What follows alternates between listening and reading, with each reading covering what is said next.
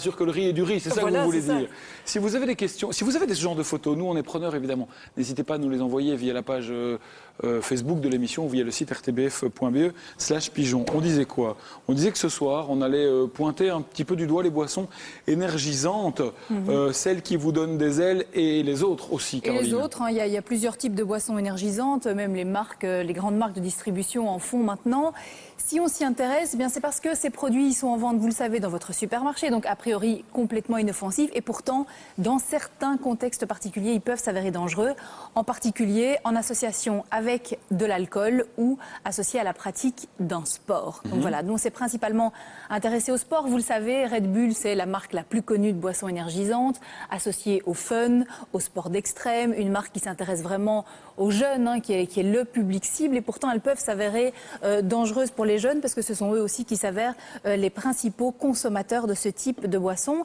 Alors on aurait aimé évidemment avoir quelqu'un de chez Red Bull sur le plateau ce soir pour un petit peu parler des soucis que ces boissons peuvent causer. Ils ont refusé notre invitation, mais on le redit, vous êtes les bienvenus sur ce plateau quand vous le souhaitez. Avant de passer au sport, petit coup d'œil sur l'étiquette peut-être? Voilà, alors on va pointer quelques produits. Dans la plupart de ces boissons énergisantes, on trouve d'abord de la taurine. C'est un produit endogène. On l'a dans notre corps ainsi que dans d'autres produits d'origine animale. Cette taurine est censée être un stimulant. Alors, ce qu'il y a, c'est que on n'en sait rien. Rien ne prouve que ce soit vraiment nécessaire. Évidemment, les doses qu'on trouve dans ces boissons sont bien supérieures à celles qu'on a de façon endogène.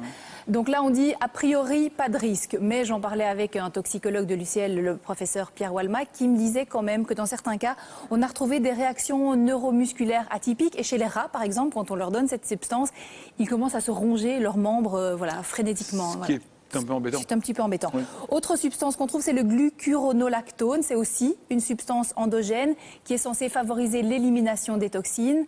Encore une fois, a priori pas dangereux, mais rien ne dit qu'on en ait vraiment besoin.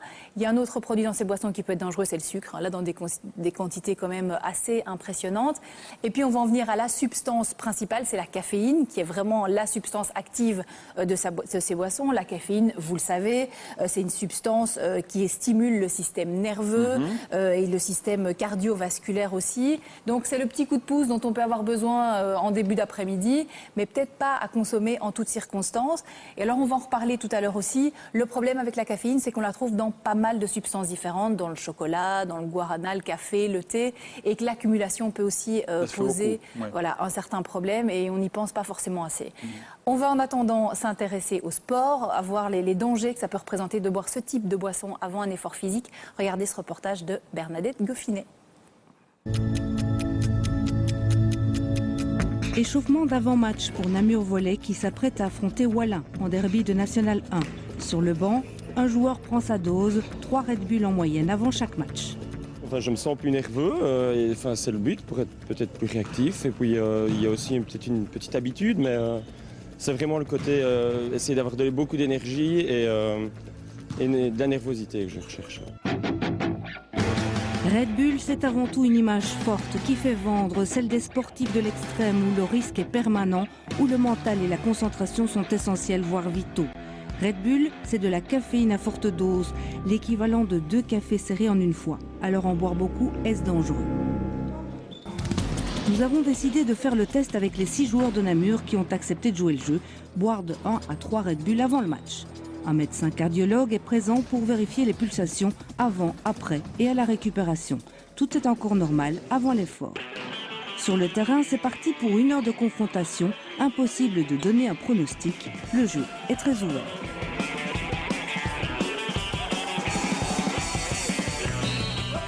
On en profite pour se rendre à la médecine du sport à Louvain-la-Neuve. Ici, on estime que l'effort et la caféine stimulent le cœur 2 fois et c'est un risque. Après plus de 3 Red Bull, voici les symptômes les plus recensés. Une hyperstimulation, je dirais, nerveuse, irritabilité, anxiété, insomnie, et puis aussi des excès de stimulation cardiaque, tachycardie, hypertension artérielle, maux de tête liés à l'hypertension artérielle. Sans compter avec la déshydratation, les problèmes rénaux, l'addiction. Pire, au Conseil supérieur de la santé, le discours est un peu plus clair. C'est vraiment donc ce qui se passe avec un toxique, c'est-à-dire qu'à faible consommation, on a des petits symptômes, à forte consommation, ça peut aller jusqu'à la mort.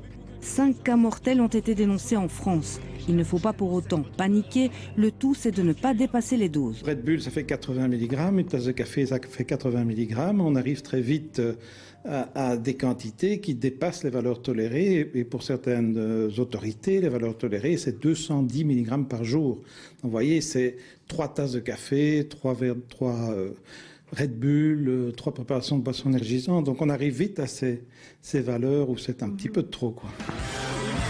Revenons sur le terrain où Namur, contre toute attente, s'envole littéralement et emporte le match 3-7-1. Les joueurs adverses n'ont rien bu. Y a-t-il un lien de cause à effet? Nous savons déjà que nous n'aurons pas toutes les clés, mais voyons après le match. À ce moment, tout le monde est au-dessus de 100 pulsations, normal donc. Nicolas en a bu 2 et n'en boit jamais. Johan en a bu 3 et a joué tout le match. Quid à la récupération? Les autres, pas de problème. Par contre...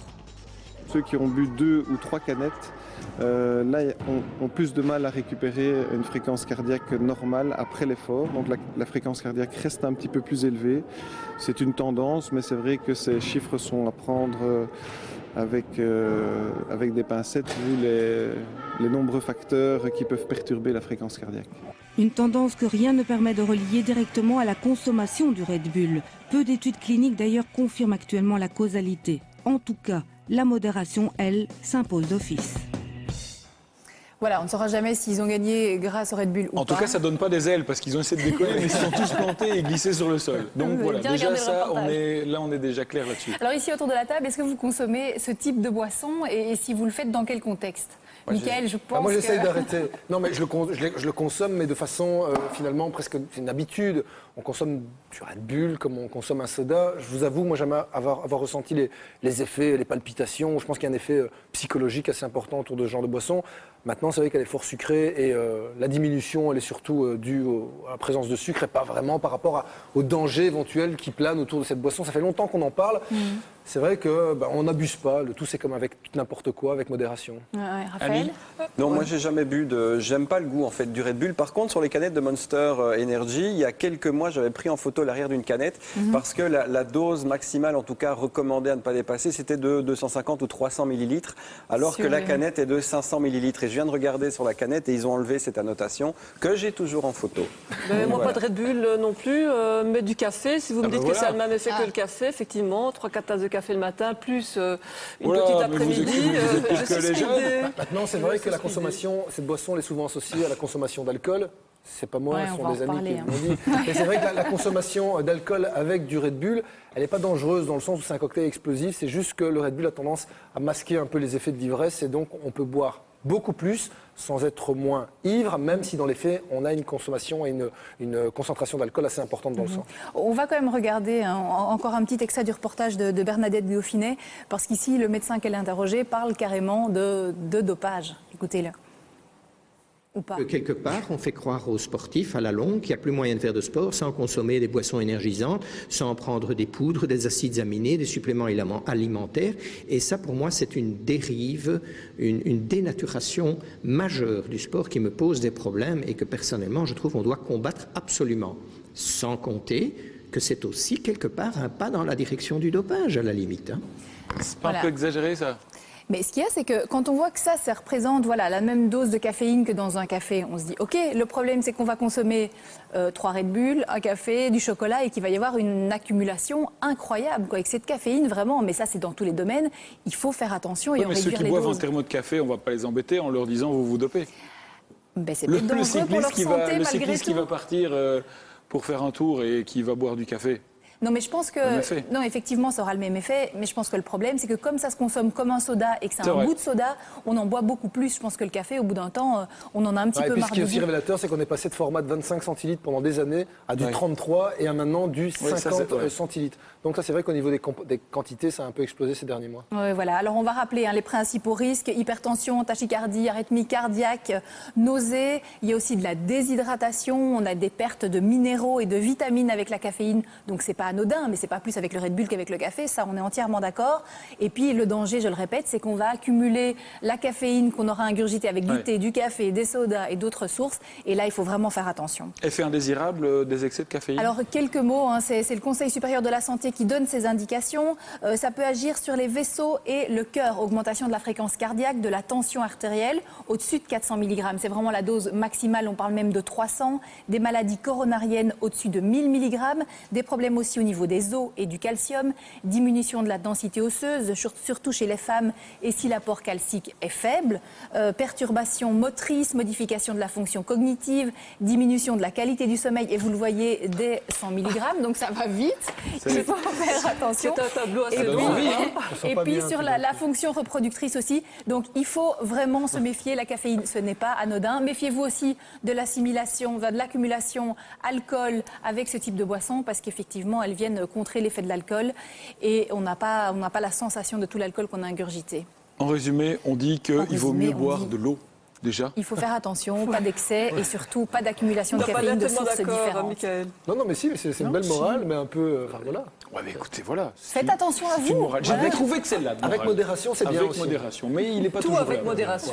Bon, on va remercier Raphaël d'être venu sur ce plateau. Yes. On va demander à Samy de nous rejoindre pour notre décryptage média du lundi. Et aujourd'hui, Samy, vous nous parlez du look des présentateurs de la télévision. Alors, permettez-moi de vous dire que vous êtes Il se marre superbe. déjà en regardant. Je suis quoi?